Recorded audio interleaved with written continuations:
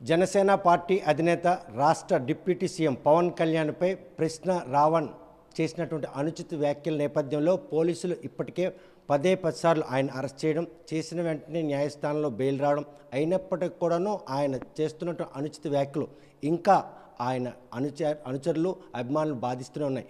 ప్రస్తుతం ప్రశ్న రావణ్ చేస్తున్నటువంటి ఈ ఆకృత్యాలపై హెచ్చర్ల కాన్స్టిట్యున్సీ జనసేన ఇన్ఛార్జ్ విశ్వక్సేన్ మనతో ఉన్నారు.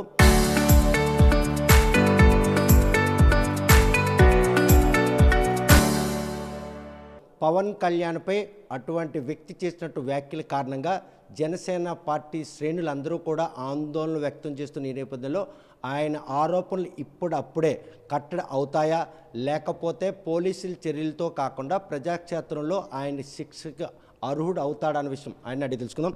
చూస్తే కనుక జనసేన పార్టీ అధినేత పవన్ కళ్యాణ్పై ఎప్పుడో ఆయన్ని దిగులుకు గుర్తు చేశారని చెప్పి గత ప్రభుత్వంలో ఆయన చేసిన వ్యాఖ్యను మళ్ళీ 10 సార్లు ఆయన ప్రస్తావించడం వెనక దీని వెనక ఎవరి హస్తం ఉందని మీరు భావిస్తున్నారు?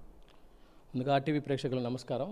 మీరు ఒక విషయం గమనించాలండి, ఆ రోజు కూడా పవన్ కళ్యాణ్ గారు ఇమీడియట్గా స్పందించలేదు. ఆయన పర్సనల్గా వ్యక్తిగతంగా ఫ్యామిలీని కానీ ఆయన్ని కానీ పదే బోరగడ్డ అనిల్ కుమార్ అవ్వచ్చు, మంత్రులు ఎక్స్ మంత్రులు ఎవరైతే ఉన్నారో పేరు నాని కానీ అంబటి రాంబాబు కానీ వీళ్ళందరూ కూడా వాగితే ఆయన సహనం కోల్పోయి ఏదైతే దత్తపుత్రుడనో లేకపోతే పార్టీకి ఫండ్స్ వస్తున్నాయనో లేకపోతే చంద్రబాబు నాయుడు గారు ఇంత అమౌంట్ ఇస్తున్నారని ఆయన చెప్తే అప్పుడు ఆయన ఆడిట్ స్టేట్మెంట్ పెట్టి చూపిస్తూ ఎక్కువ వాగితే నా కొడకల్లారా చెప్పు తగ్గుతుందని మీకు వార్నింగ్ ఇచ్చారు. అది ఆ రోజు ఇచ్చారు వార్నింగ్. అది కూడా ఏంటి, ఒక కొడక అనే మాటే వీళ్ళకి భూతపదం అయితే పేరుని నాని కానీ ఎవరైతే అంబటి రాంబాబు కానీ లేకపోతే కొడాలి నాని కానీ వీళ్ళు మాట్లాడే భాష ఏంటండి? ఎంత దారుణంగా మాట్లాడతారు వాళ్ళు. ఎన్ని భూతపదాలు వాడారు పబ్లిక్ ప్లాట్ఫామ్స్లో. ఎప్పుడో జరిగిపోయినటువంటి ఈ విషయంపై ఈరోజు ప్రశ్న రావణ్ ఎందుకు ఆ విషయాన్ని మళ్ళీ తెరపైకి తెచ్చారు?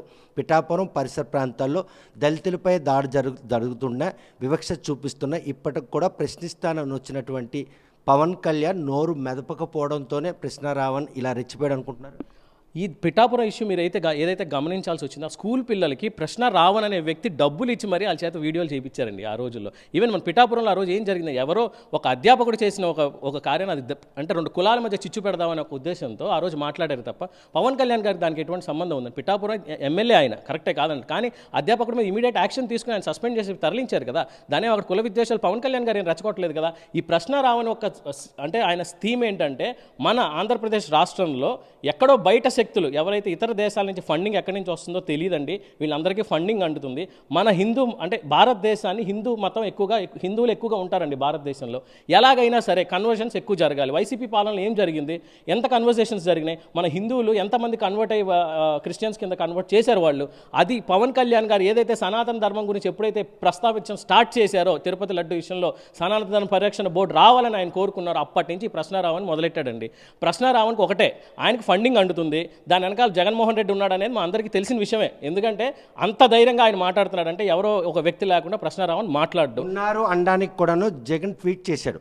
న్యాయస్థానంలో బెయిల్ వచ్చిన వ్యక్తికి మళ్ళీ కేసు అరెస్ట్ ఏంటంటే ఇండైరెక్ట్ సపోర్ట్ని డైరెక్ట్గా నేను ప్రశ్న రావణ్కి మద్దతుగా ఉన్నానని ఆ ట్వీట్ అర్థం పలుకుతుందా? అవునండి. ఇప్పుడు ప్రశ్న రావణ్ టీమ్మేట్ ఒక లేడీ కూడా నిన్న పబ్లిక్ మీడియా ముందుకు వచ్చి జగన్మోహన్ రెడ్డి గారికి బహిరంగంగా థ్యాంక్ యూ చెప్పారు. వైసీపీ పార్టీ మాకు సపోర్ట్ చేసినందుకు మీకు బహిరంగంగా ఆవిడే థ్యాంక్ యూ చెప్పింది అని జగన్మోహన్ రెడ్డి గారు ట్వీట్ వేశారు. ఇప్పుడు గత 2 రోజుల నుంచి మీరు చూస్తుంటే ప్రశ్న రావణ్ చేసిన ఏదైతే ఉన్నాయో అన్ని బాగోతాలు ఒకటి బయటకు వస్తున్నాయి కదా. మహిళల్ని వేధించడం కానీ లేకపోతే ఈ ఫ్రాడ్స్ ఇంటర్నేషనల్ నుంచి ఫండ్స్ రావడం కానీ ఇవన్నీ స్టేట్మెంట్స్ అన్ని పోలీసు వారు బయటికి తీస్తుంటే ఇప్పుడు వైసీపీకి భయం వేసి మళ్ళీ వాళ్ళు ఏంటంటే నిన్న పేరు నాని మాట్లాడతాడు, ప్రశ్న రావణ్కి మాకు సంబంధం లేదు, మేము అసలు ప్రశ్న రావణ్ మా పార్టీ వాడు కాదని ఆయన సీనియర్ మంత్రి ఎక్స్ మంత్రి ఎవరైతే ఉన్నారో పెద్దిరెడ్డి రామకృష్ణారెడ్డి నేను ఆయన మాట్లాడుతున్నాడు మీడియాలో. సో వాళ్ళకి ఇప్పుడు అంటే మొన్నటిదాకా ఆయన ఎత్తుకున్నారు, ఏదో మన సాయి కృష్ణ కేసులో ప్రభుత్వం మీద కూటమి ప్రభుత్వం మీద నిందేయాలని చూశారు. దాంట్లో భాగంగా మళ్ళీ రావణ్ని కూడా తీసుకొచ్చి కూటమి ప్రభుత్వం నిందేద్దామని చూశారు. ప్రశ్నించే గొంతుని ఎవరండి ఇప్పుడు జర్నలిస్ట్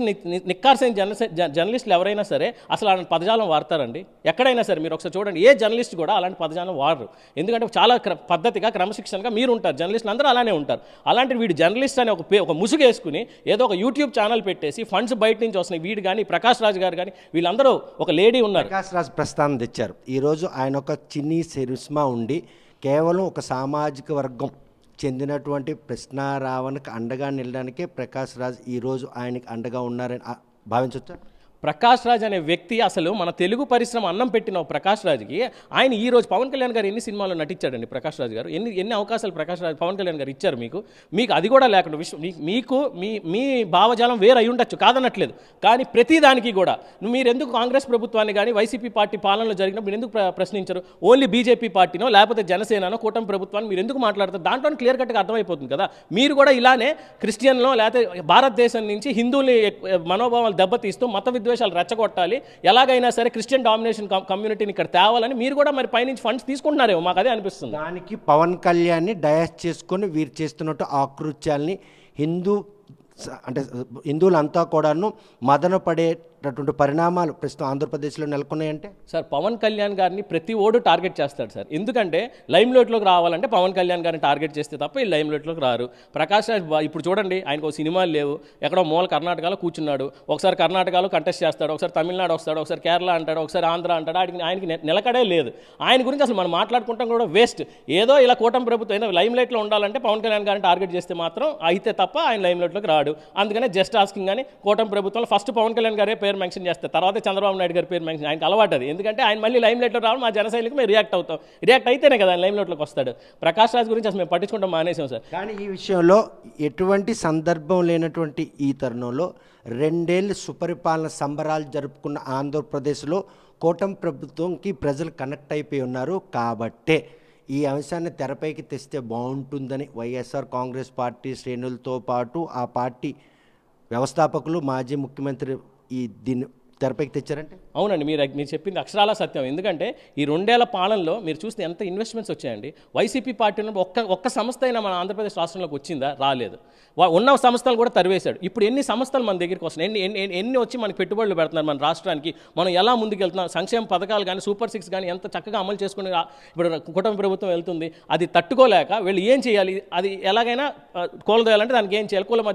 కులాల మధ్య విద్వేషాలు రెచ్చగొట్టాలి, లేకపోతే పవన్ కళ్యాణ్ గారిని తిట్టాలి. పవన్ కళ్యాణ్ గారు తిడితే జన సైనికులు స్పందిస్తే జన సైనికుల్ని రౌడీల్ని గుండాలని జన సైనికులు. అసలు మీ దగ్గర కాదండి రౌడీలు గుండాలు ఉంది. మేము ఎంత చక్కగా నేను ఇప్పుడు PhD గ్రాడ్యుయేట్, నేను గుండానా రౌడీనా? కాదు కదా, చదువుకునే వ్యక్తిని సంస్కారంగానే మాట్లాడతాం. మీ దగ్గర ఉన్నారు సంస్కారంగా లేని వాళ్ళు, మీ మంత్రుల కింద నువ్వు చేసుకున్నావు. మా జనసేన పార్టీలో కానీ కూటమి ప్రభుత్వంలో కానీ అందరం చక్కగా చదువుకున్న వాళ్ళకి అవకాశాలు ఇచ్చారు, యువతకి ఇచ్చారు, పెద్ద సీనియర్ నాయకులకు అవకాశం ఇచ్చారు. కూటమి పాలన ఎంత చక్కగా జరుగుతుందని ప్రజలు ఎంత చక్కగా ఉన్నారు. రోడ్లు చూడండి, పవన్ కళ్యాణ్ గారి శాఖలో అసలు మీరు ఎప్పుడైనా సరే గత 15-20 సంవత్సరాలు ఇలాంటి రోడ్లు ఎక్కడైనా వేశారండి రాష్ట్ర ప్రభుత్వం ఇదివరకు ఎప్పుడైనా సరే?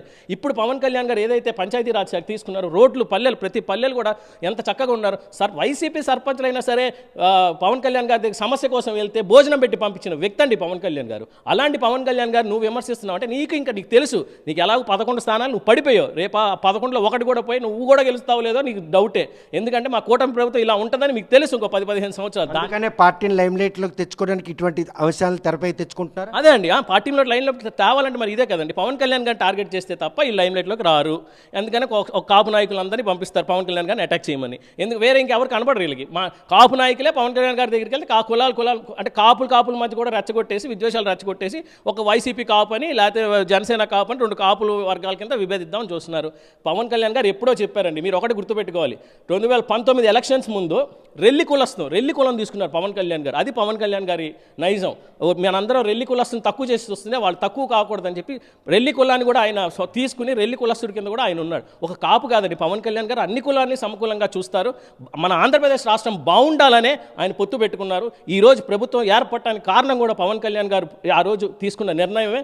ఇప్పుడు ఈరోజు మన ఆంధ్రప్రదేశ్ రాష్ట్రం ఇంత ప్రశాంతంగా ఉందంటే ఎప్పుడో బీహార్ కింద పడేశారు. గత 5 సంవత్సరాలు బీహార్ రాష్ట్రం కింద చేశారు మన రాష్ట్రాన్ని. ఇప్పుడు బాగుపడుతుంది, ఒక నెమ్మదిగా మనం ముందుకు వెళ్తున్నాం. ఇప్పుడు దేశంలో 2-3 స్థానంలో ఆంధ్రప్రదేశ్ రాష్ట్రం పరుగెడుతుంది. గుజరాత్తో పోటీగా వెళ్తున్నాం మనం. ఎంత గర్వంగా ఫీల్ అవ్వాల్సింది. మావిగన్ అంటాడు, మూడు రాజధానులు అంటాడు. ముందే ఆయన ప్రభుత్వంలో ఉన్నప్పుడు 3 రాజధానులు అన్నాడు. 3 రాజధానులు మళ్ళీ మర్చిపోయాడు. మాట తిప్పను అంటాడు, మళ్ళీ అది మర్చిపోయాడు. మళ్ళీ ఇమీడియట్గా వెళ్ళిపోయి మావిగన్ అసలు పేరు ఎవరైనా పెడతాడండి? చదువుకున్న వాళ్ళు నవ్వుకుంటున్నారండి బయట. ప్రాంతం వాసులు అడ్రస్ కూడా అడిగారు ఎవరైతే మాజీ మంత్రి ఒక ఆయనకి, మావిగానికి వెళ్ళాలంటే ఏ బస్సు ఎక్కాలి, ఎక్కడికి వెళ్ళాలి అంటే ఆ ప్రతిపాదనలోనే ఒక హేళన కనిపించింది. అవునండి, అసలు మావిగన్ అసలు ఆ పేరేంటండి? ఎవరైనా రాజధానికి మావిగన్ అని పెట్టుకుంటారండి? ఎంత దరిద్రం అసలు. ఆ ఆలోచన నీకు ఎవడిస్తున్నాడు? ఆ పక్కన సజ్జల రామకృష్ణారెడ్డి ఉన్నాడా? ఎవడిస్తున్నాడు ఇలా తలతెక్కల సలహా? నాకు అర్థం కావట్లేదు. నువ్వు మాట్లాడు, కావాలని నీకు అమరావతి నీకు నచ్చకపోతే విజయవాడ గుంటూరు పెట్టమని అడుగు, అది కొంచెం బాగుంటుంది. నీకు నచ్చకపోతే, ఎందుకంటే నీకు అన్ని భయం కదా, ఎక్కడ కూటమి ప్రభుత్వం పేరు వచ్చేస్తుందని నువ్వు వేరే వేరే తీసుకొస్తున్నావు. లేకపోతే ఎక్కువ ఇన్వెస్ట్మెంట్స్ రాష్ట్రానికి వచ్చేస్తున్నాయి. ఈయన ఇలా మాట్లాడితే తప్ప మళ్ళీ ఇన్వెస్ట్మెంట్స్ ఆగచ్చు కదా, మళ్ళీ ఈడు వస్తే రాజధాని మారుస్తాడని ఒక ఆలోచన నువ్వు తీసుకొద్దామని నువ్వు వాళ్ళకి భయపెడదామని చూస్తున్నావు. నువ్వు మాట్లాడే ప్రతి మాట ప్రజలు నవ్వుకుంటున్నారు. ముఖ్యంగా మాలాంటి యువత అయితే నీకు మెంటల్ వచ్చిందా, నువ్వు పిచ్చోడవా ఏంటని అనుకుంటున్నాం మేమంతా అయితే. ఎందుకంటే మావిగన్ ఏంటి, ఆ పేర్లు ఏంటి, నువ్వేంటి, నువ్వు వెళ్ళి పిచ్చి హాస్పిటల్ ట్రీట్మెంట్ చేయించుకో ఫస్ట్. అది ప్రస్తుతం మావిగన్ మంగళగిరి, విజయవాడ, గుంటూరు బేస్డ్గా రేపు 2029 సార్వత్రిక ఎన్నికల్లో ఈ అంశాన్ని పట్టుకొని ప్రజల దగ్గరికి వెళ్ళి అక్కడ అమరావతి అభివృద్ధితో పాటు ఈ 3 ప్రాంతాలని మావిగన్ పేరుతో అభివృద్ధి చేస్తామని నినాదంతో ఎన్నికలకు రాబోతున్నటువంటి జగన్మోహన్ రెడ్డిని ఆంధ్రప్రదేశ్ ప్రజలు ఆకర్షించే అవకాశం ఉందా? సార్, ముందు మూడు రాజధానులు అన్నారండి. ఒకటి విశాఖపట్నం, అమరావతి, కర్నూలు అన్నారు. ఏమైంది? ప్రజలు 151 సీట్ల నుంచి 11 చేశారు. అది మర్చిపోయాడు, మళ్ళీ వదిలేశాడు. వాళ్ళకేం న్యాయం చేస్తాడనేది మర్చిపోయాడు. ఇప్పుడు మళ్ళీ 3 ప్రాంతాలు అంటున్నాడు. ఏది? మచిలీపట్నం, విజయవాడ, గుంటూరు. అవి ఆల్రెడీ డెవలప్ అయిన ప్లేసెసే కదండి. విజయవాడ పెద్ద సిటీయే కదా, గుంటూరు పెద్ద సిటీ, మచిలీపట్నం కూడా బాగానే ఉంది కదా. దాన్ని నువ్వు డెవలప్ చేసేది, నువ్వు దానికోసం వెళ్ళి అడిగితే. నేను అమరావతికి వెళ్ళారు మీ మంత్రులు, చెప్పులు పెట్టి కొట్టలేదా మీ మంత్రుల్ని? అందరు రోడ్ల మీదకి వచ్చి మిమ్మల్ని తరిమి కొట్టలేదా? రేపు గుంటూరు వెళ్ళి మళ్ళీ ఇలా మాట్లాడితే అదే అంటారు, విజయవాడ వచ్చినా అదే మాట్లాడతారు. ఎందుకంటే డెవలప్ అయిన ప్లేస్ నువ్వు తీసుకెళ్ళి మళ్ళీ డెవలప్ చేసేది నా మొహం.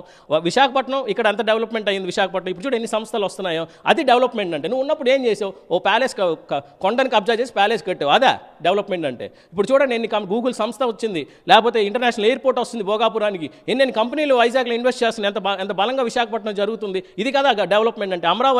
అమరావతికి కేంద్ర ప్రభుత్వం ఎన్ని ఫండ్స్ కేటాయించుకుంటే ఇప్పుడు అమరావతిని డెవలప్ చేసుకుంటూ వెళ్తున్నామండి. ఇప్పుడు రాజధాని అమరావతిని మనం గర్వంగా చెప్పుకునే రోజు ముందులో ఉంది.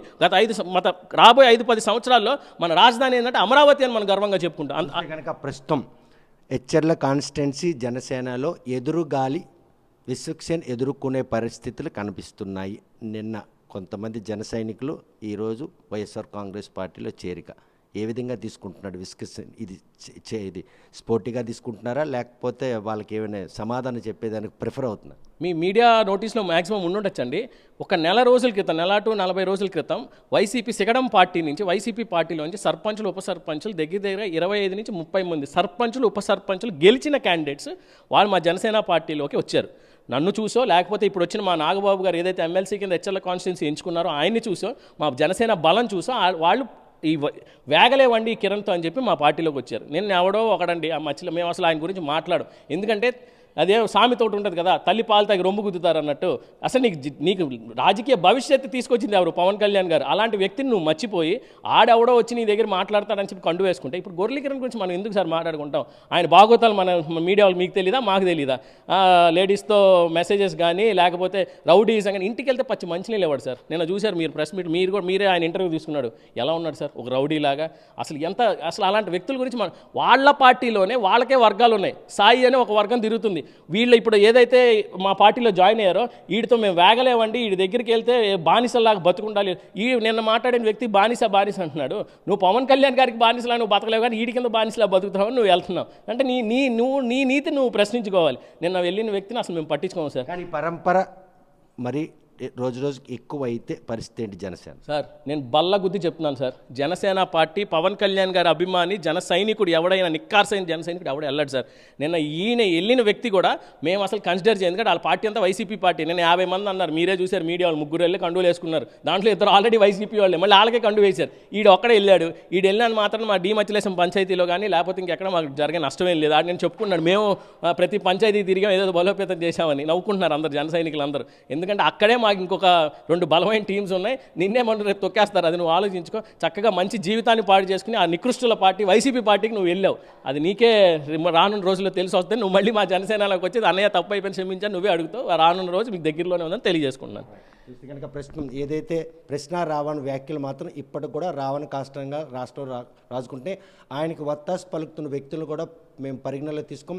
ఎందుకంటే కులాలు మతాలతో పాటు ఈరోజు హైందవ సాంప్రదాయం కూడాను ఇది విచ్ఛిన్నం చేసేందుకు చేస్తున్న ప్రయత్నంలో భాగంగానే వైఎస్ఆర్ కాంగ్రెస్ పార్టీ తన లైమ్లైట్ని చాటుకునేందుకు పదే ప్రజలు ఆమోదించిన అంశాలు మాత్రం లేవనెత్తుకుంటున్నారు. ఓవైపు కాపులు అంటారు, మరోవైపు ఈరోజు కృష్ణారావణ్ పవన్ కళ్యాణ్పై అనుచిత వ్యాఖ్యలు చేయడం, మావిగాన్ ఇటువంటి అంశాలు ఏవి కూడా ఆంధ్రప్రదేశ్ ప్రజలు పట్టించుకునే పరిస్థితి లేదు. 2 ఏళ్లు సుపరిపాలన సంబరాలు జరుపుకుంటున్న ఈ నేపథ్యంలో పార్టీని పరిరక్షించుకునేందుకు వారు చేసిన ప్రయత్నాలన్నీ ఆంధ్రప్రదేశ్ ప్రజలందరూ కూడాను గమనించారు. 11 సీట్లు కాస్త ఒక్క సీటుకే పరిమితం కాకుండా ఉండేలా జగన్ చూసుకోవాలని చెప్పి హితవు పలుకుతున్నారు. మరి వచ్చేస్తే హెచ్ఎల్ కాన్స్టిట్యున్సీలో జనసేన కరుడు కట్టిన కార్యకర్తలు ఎవరు కూడా ఇతర పార్టీలోకి వెళ్ళరు. జనసేన సైనికులు ఇతర పార్టీలోకి వెళ్ళవలసిన ఆవశ్యకత కూడా ఉండదని ఒక ధీమా వ్యక్తం చేస్తున్నారు. మరి 2029 సార్వత్రిక ఎన్నికల నాటికి ఏదైతే ఈ కాన్స్టిట్యున్సీని ఏదైతే ఈ నియోజకవర్గాన్ని దత్తత తీసుకున్నటువంటి ఎమ్మెల్సీ నాగబాబు ఆలోచనకు అనుగుణంగా హెచ్ఎల్ కాన్స్టిట్యున్సీ భవిష్యత్తులో జనసేన సొంతం అవడానికి ఏ మేరకు దోహదపడుతుందో వేచి చూడాల్సిందే. వీడియో జర్నలిస్ట్ రామకృష్ణతో సత్యం, RTV శ్రీకాకుళం.